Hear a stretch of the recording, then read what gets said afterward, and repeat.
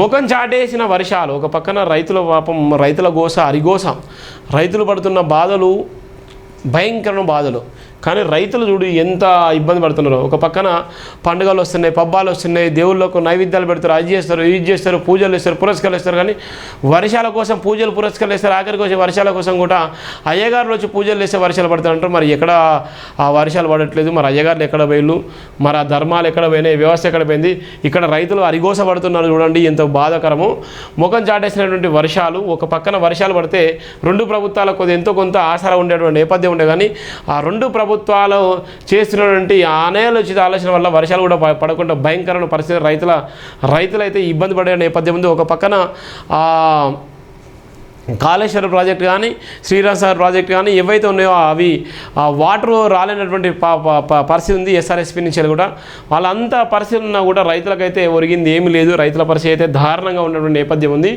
అనేక జిల్లాల్లో వర్షాలు రైతులను ఉసిరిమనిపించాయి. వానాకాల సీజన్ ప్రారంభమై 40 రోజులకు దాటుతున్నా సరైన వానలు కురకపోవడంతో వేసిన విత్తనాలు ఎండిపోయే పరిస్థితి ఏర్పడుతుంది. మే నెల 2వ వారంలో కురిసిన వర్షాలతో అన్నదాతలు సంతోషపడ్డారు. కొందరు పత్తి విత్తనాలు నాటుకోగా మరికొందరు వరి నాటుమొడ్లు దున్నుకున్నారు.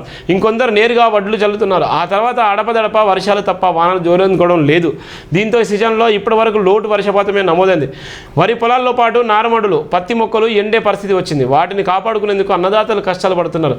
బావి బోర్డున్న రైతులు నీటి తడువులు కట్టుతుండగా పూర్తిగా వర్షాధారం పైన పంటలు వేసిన రైతులు మాత్రం చేనుకు పడకపోతుందా అని ఆశగా ఆకాశం వైపు ఎదురు చూస్తున్నారు.